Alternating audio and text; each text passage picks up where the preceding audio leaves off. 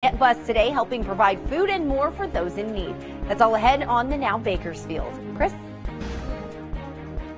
Here's a look at our lineup, just some of what we're talking about today here on the Now. And depression is a struggle for so many people, especially for people who are older and are alone. So we're checking out an unlikely therapy that involves going to places like the art museum. Well, getting enough money saved for retirement, that is a challenge. A third of us think we're more likely to find out that Bigfoot is real than that we're actually going to save enough. But we have a new tool that could help you reach your goals. Also, more phone companies adding 5G. What really does that mean? What kind of impact is it really going to have on your phone? We're going to get into that as well.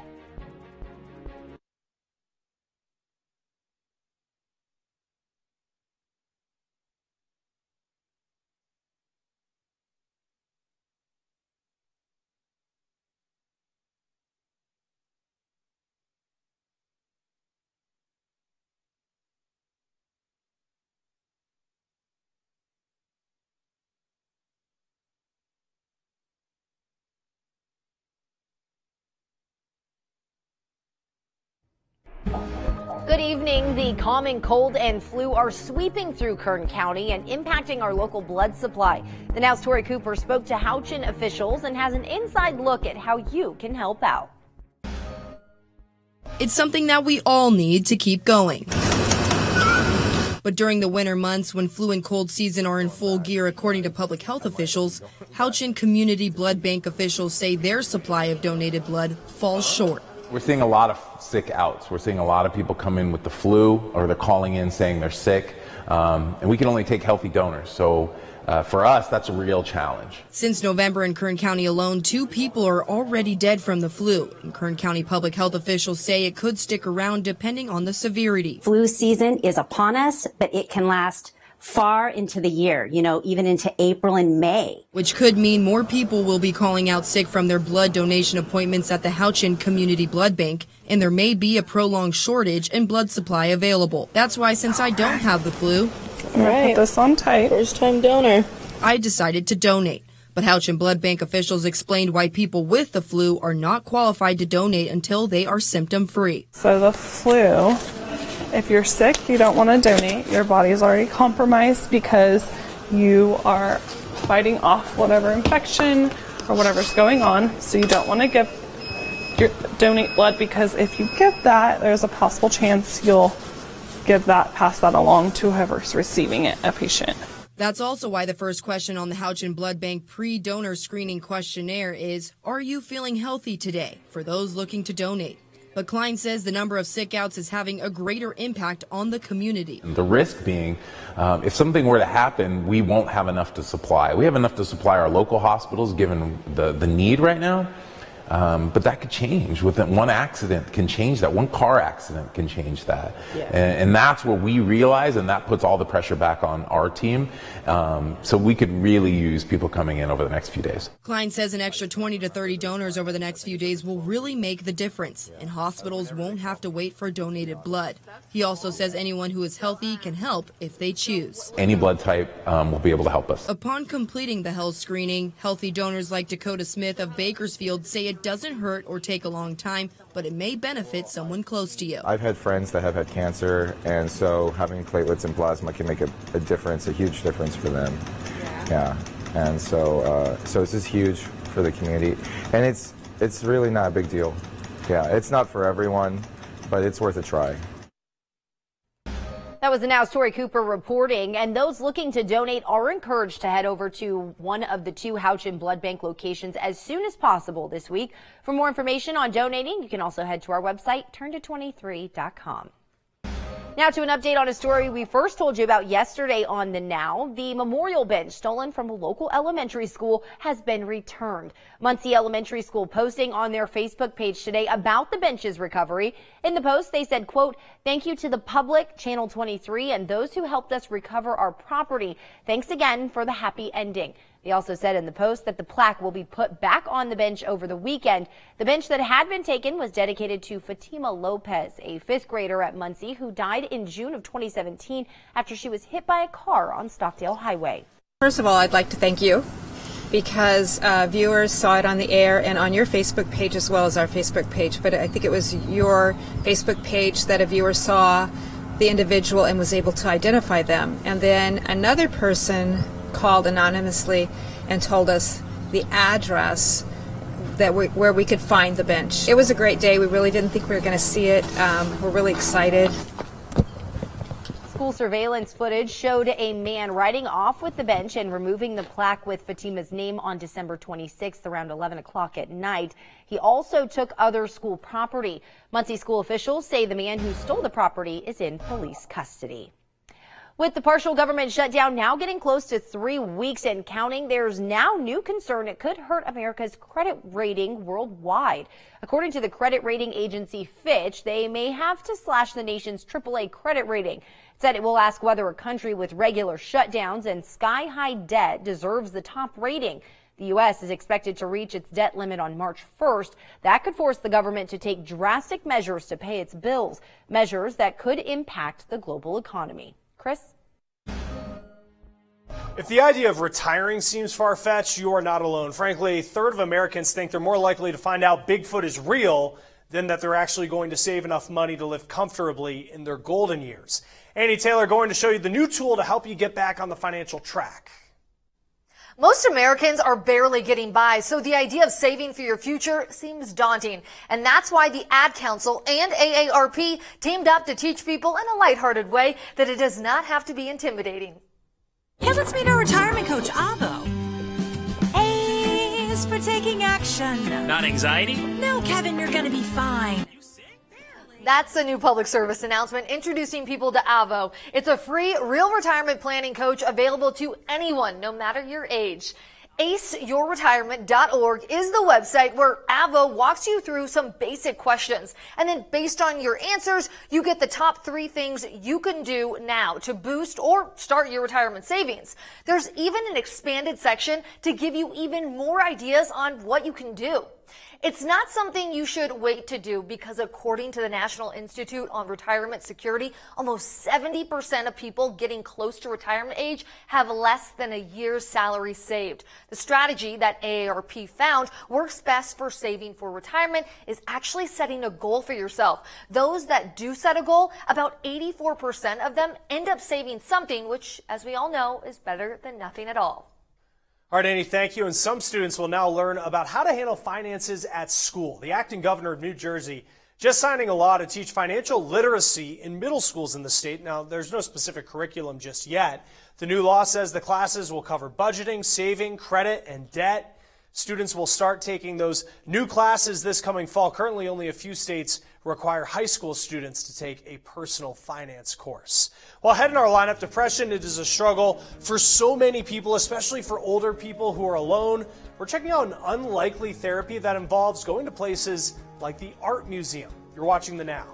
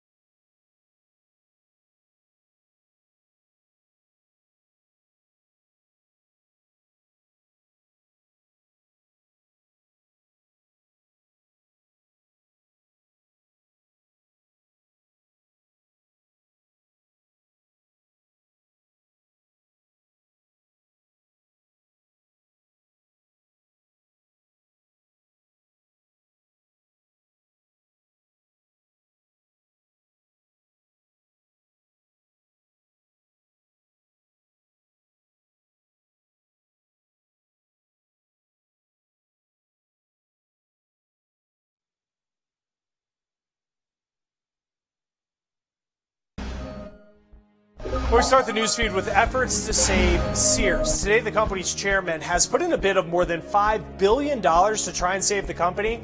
Next week, Sears could possibly go into liquidation during a bankruptcy hearing. A judge will consider the chairman's offer then. Well, not a good look for big soda and fast food companies because they're trying to turn people's attention away from the problems their products may cause in obesity. This is according to new research at Harvard.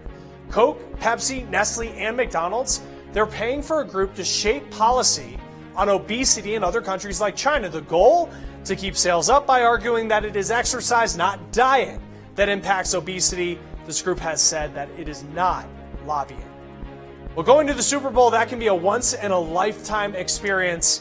And can you really put a price on that? Well, according to SeatGeek, you can put a big price on it. The average cost of a ticket to this year's game is $6,800. That's right now. Could go up, could go down, but the game's going to be in Atlanta on February 3rd. Well, hours ago, the CDC releasing new stats showing a shift in drug deaths related to women. Deaths surging 260% for women 30 and older over nearly 2 decades. In 1999, it was women in their early 40s dying the most from drug overdoses. Today, it's women in their 50s. Prescription opioids to blame the most for that age group. It's synthetic opioids that are killing more women overall now. Synthetic opioids, we're talking like fentanyl. Heroin, benzos, and prescription opioid deaths are also dramatically up. Deaths attributed to cocaine and antidepressants are also increasing. Now, we talked to a woman who works at a treatment center and has been sober for 12 years from heroin and other substances. She shared why it may be harder for women to find recovery. Trying to live up to what society tells us a woman looks like. I feel like also, at least in my experience and helping other women, is more so self-esteem as far as women go, their self-worth, and, you know, how they're perceived. They're not good enough. Now, state-funded treatment centers are a good first step for free or low-cost professional help. Scholarships for addiction treatment are also available. 12-step recovery groups are always free. Well, someday soon, doctors may be able to see the pain right in your eyes. An experimental eye tracking device developed at a children's hospital in Washington measures how our pupils change when we're in pain. Now, this would be a breakthrough in measuring pain. Right now, doctors usually ask things like, how's the pain on a scale of 1 to 10? But, really, one person's 8 could be another person's 5. This could also help doctors prescribe the correct pain reliever. Well, when is it cheaper to rent, and when should we take the plunge and buy a home? A new report out today looked at HUD numbers. It shows it's actually cheaper to rent a 3-bedroom home in about 60% of the counties they study. Now, we've been telling you about the rise in home prices, and this study certainly backed that up. The most affordable rental market in the country, according to this study, it is a college town, the home of the University of Tennessee, Knoxville, Tennessee. Today, Golden Empire Transit hosted their food distribution event, handing out boxes of groceries to people in need. Get and several other local organizations partnered together to host the event, and there was also a resource fair where people could learn about jobs and healthcare programs. It helps me out a lot, because I'm low income and I can't afford to buy food all month, so my son called and told me they were giving it, so I come to get some. GetBus distributes food 4 times a year to impact the lives of those who don't know where their next meal is coming from. Wedding season is almost upon us, and happening soon is a special event aimed at helping you get everything you need for your dream wedding.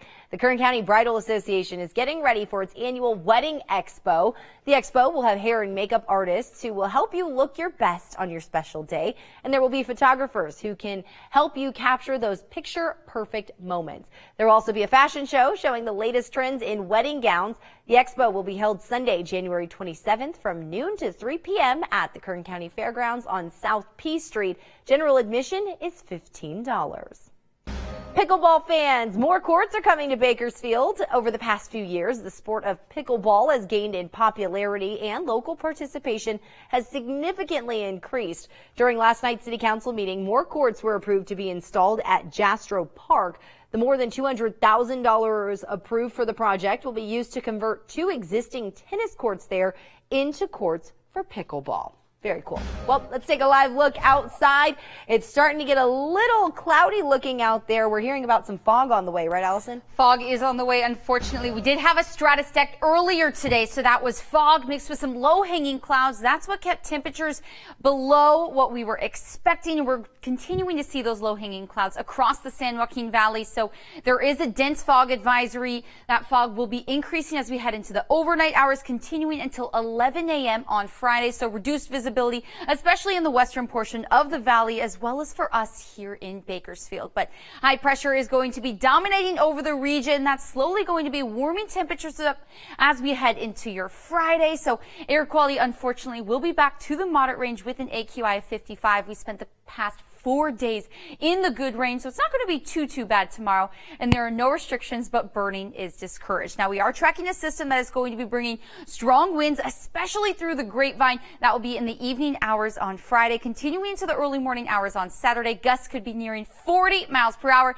but this system will be bringing some light to moderate rainfall here in the valley, and we're going to be seeing some snow down to 5,000 feet. So Pine Mountain Club, Bear Valley Springs, Alta Sierra going to be seeing those snow flurries in the early morning hours on Saturday, and Alta Sierra will be open on Saturday as well as on Sunday. Now, temperatures are going to be dipping down into the low 60s on Saturday. That's going to be continuing into early next week. We are tracking the chance for showers here in Bakersfield Monday, Tuesday, Wednesday, and Thursday of next week. The Now Bakersfield will be right back.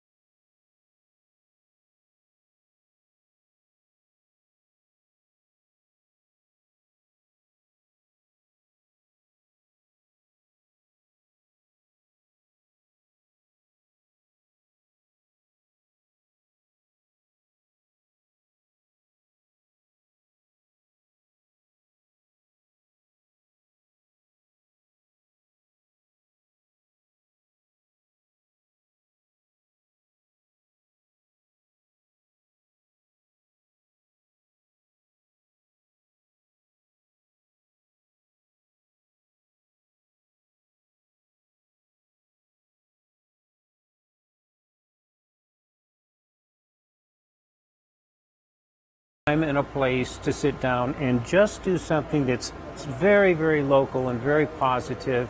It gets all the rest of the stuff out of your head. But it turns out cultural events like visiting museums can really help you beat the blues as you age. If you don't use it, you lose it. A British study found that people 50 and older can cut their depression risk by 32% simply by going to cultural activities every few months. And if they go once a month, the risk drops by nearly 50%. But why? Well, happy's a good word. He's right. Researchers say the arts stimulate thinking and evoke good feelings and emotions. It is important to keep your mind sharp, you know. And getting out of the house encourages physical activity, which also protects against depression. It also provides a chance to be social. It's hard to make friends when you're not working. That's why Sarah Baldwin joined a cinema club and sees movies at least once a week. So being around other people who are interested in the same thing, you know, you feel some camaraderie and a connection, and I think that helps. Almost everything starts with a pencil, though. Adding cultural activities to his life has paid off for Sean. I'm in my mid-70s and feel 50. And scheduling regular cultural events could pay off for you, too. There you go. For the Now, I'm Kumasi Aaron. All right, Kamasi, thank you. And toxic chemicals have been found in a brand of floss. A study from the Public Health Institute found that the Oral-B Glide floss had higher levels of PFAS. Yeah, they've been linked to cancer, fertility problems, weight gain. Procter & Gamble, which owns Oral-B, said it stands by the safety of its products. Additional studies are still needed to see how much of the chemical is actually making its way into our bodies. At least 19% of adults in the country believe they have a food allergy. Well, a new study shows that, well, it's only 11% of us that actually have one. So why is there this confusion? Well, allergists believe that we may be mistaking food intolerance with allergies. There are many things that are not food allergy, nor food intolerance, but other gastrointestinal conditions that require early intervention.